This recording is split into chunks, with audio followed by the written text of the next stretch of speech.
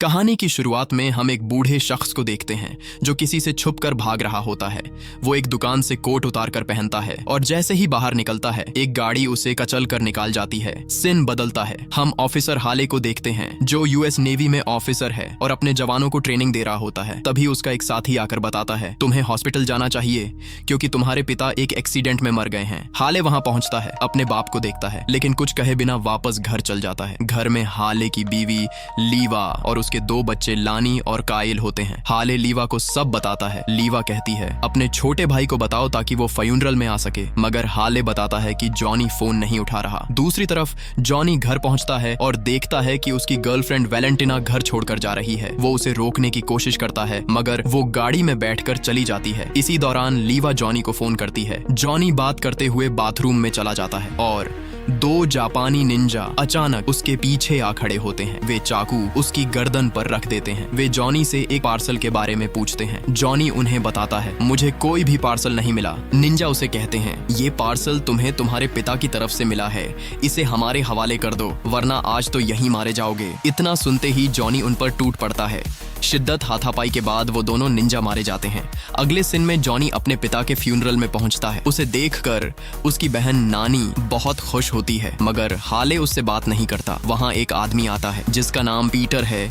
वो इस शहर का जनरल है। फ्यूनरल के बाद सब लोग हाले के घर खाने पर जम होते हैं जहाँ पीटर भी मौजूद है। पीटर जॉनी के आने पर उसका शुक्रिया अदा करता है। तब जॉनी सबके सामने कहता है हमारे पिता का कत्ल हुआ है, वो हादसे में नहीं मरा। ये सुनकर हाले गुस्से में आ जाता है और कहता है बहुत से गवाह हैं कि वो एक्सीडेंट में मरा। दोनों भाइयों में बहस शुरू हो जाती है और वो लड़ते हुए बाहर चले जाते हैं। बाहर आकर हाले जॉनी से कहता है तुम अपनी माँ के कातिल को भी नहीं ढूंढ पाए और जिस पिता की बात कर रहे हो वो तुम्हारा सच्चा पिता भी नहीं था। ये सुनकर जॉनी वहां से निकल जाता है और एक बार में जाकर अकेला शराब पीने लगता है।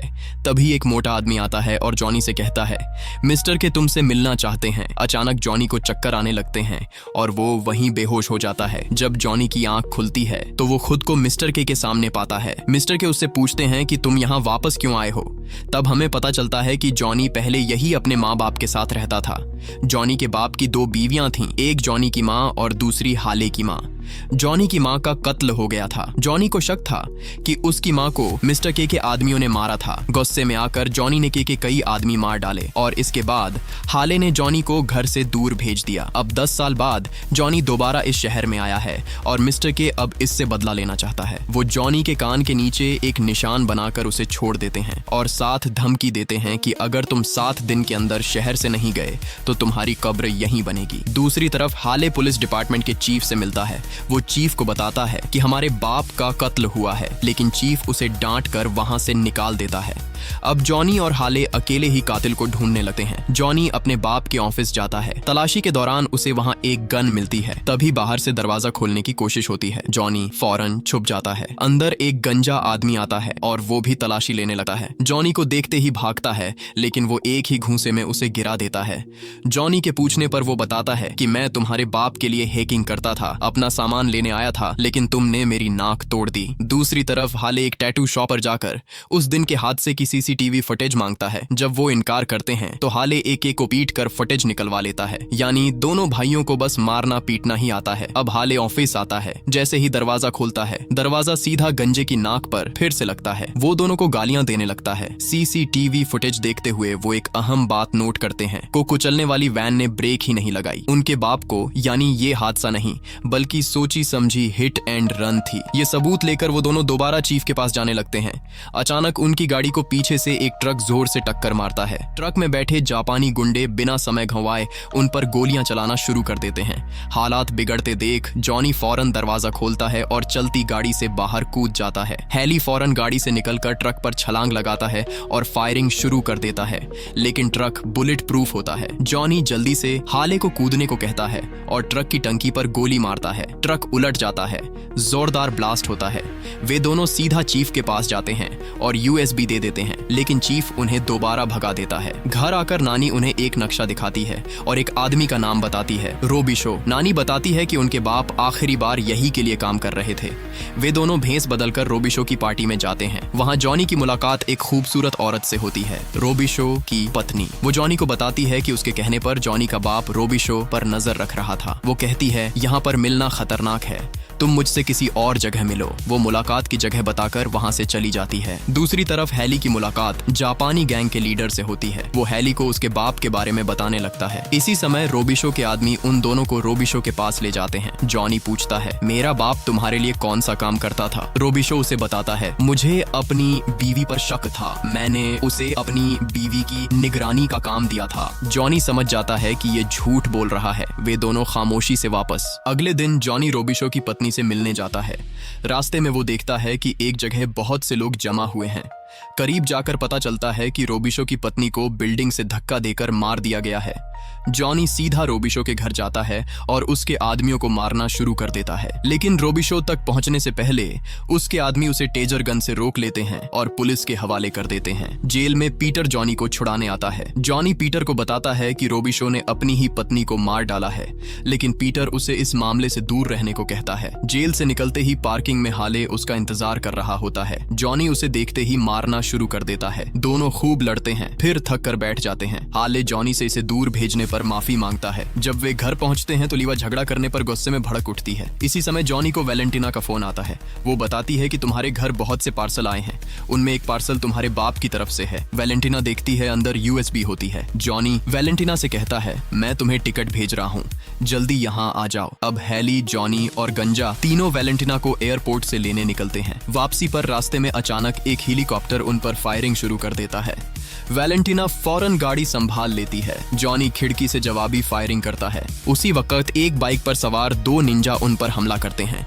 वैलेंटिना की जबरदस्त ड्राइविंग से दोनों निंजा सड़क पर ही मारे जाते हैं। हेलीकॉप्टर और करीब आ जाता है। हाले गोली चलाता है। गोली सीधी पायलट को लगती है। जहाज बेकाबू होकर नीचे गिरने लगता है। मुश्किल से वो लोग वहां से जान बचाते हैं। वो एक रेस्टोरेंट पर रुक जाते हैं। वहां गंजा और वैलेंटिना यूएसबी हैक करते हैं। अंदर ट्रांजैक्शंस होती हैं। लाखों डॉलर जनरल पीटर को भेजे गए थे। अब सब समझ जाते हैं कि उनके बाप का कातिल कौन है। सब लोग वापस घर पहुंचते हैं। हाले लीवा को आवाज देता है, लेकिन कोई जवाब नहीं आता। घर बिल्कुल खामोश होता है। अब सब लोग लीवा को ढूंढने लगते हैं। हाले देखता है कि उसके बच्चे बाथरूम में छुपे हुए हैं। वो फौरन उन्हें उठा लेता है।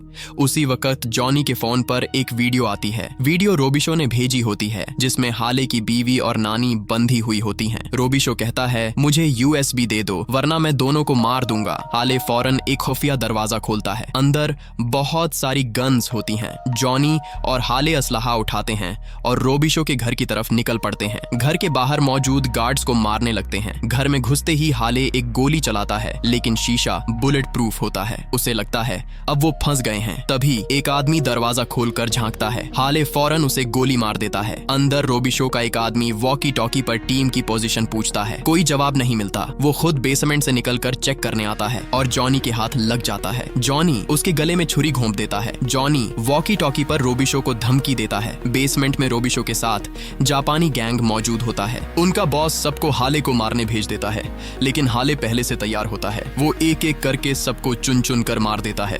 अब जॉनी और हाले बेसमेंट में दाखिल होते हैं, लेकिन रोबिशो वहां से भाग चुका होता है। वो दोनों नानी और लीवा को आजाद कर देते हैं। जॉनी रोबिशो के पीछे भागता है और हाले भी उसके साथ निकल पड़ता है। रास्ते में हाले के सामने जापानी गैंग का बॉस आ जाता है।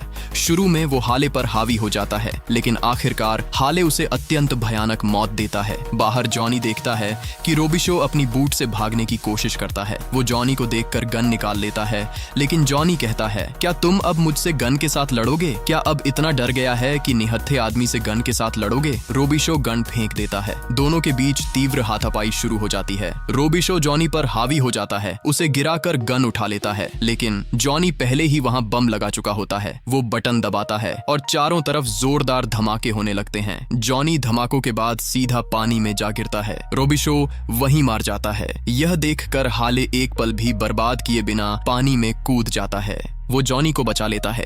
आखिरी सीन में हम देखते हैं पीटर को पुलिस गिरफ्तार कर चुकी होती है। सच सबके सामने आ चुका होता है।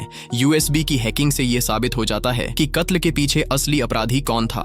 जॉनी और हाले को $10 मिलियन विरासत में मिलते हैं। दो भाई जो शुरू में एक दूसरे से दूर थे, आखिरकार एक दूसरे के साथ खड़े होते हैं और यूं यह कहानी खत्म हो जाती है। आपको हमारी आज की कहानी कैसी लगी कमेंट्स में जरूर बताइएगा। वीडियो को लाइक करें और चैनल को सब्सक्राइब करना मत भूलिएगा। मिलते हैं अगली जबरदस्त कहानी के साथ।